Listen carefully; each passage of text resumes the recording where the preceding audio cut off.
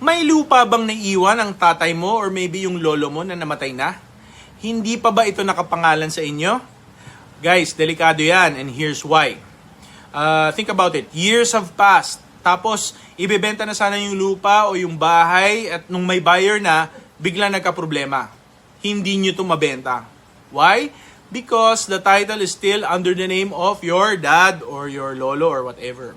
Mahirap magbenta ng basta-basta ng property na hindi pa nakapangalan sa inyo. But don't worry, you can do an extrajudicial settlement. Now, if the family is completely in agreement and walang utang, you don't even need to go to court.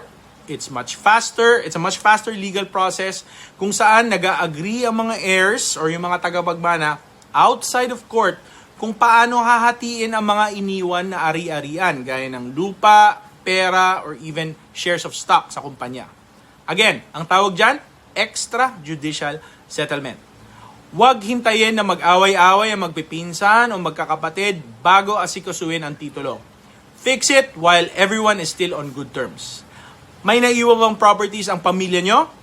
Why don't you watch our full video to learn the steps on how to transfer the titles smoothly?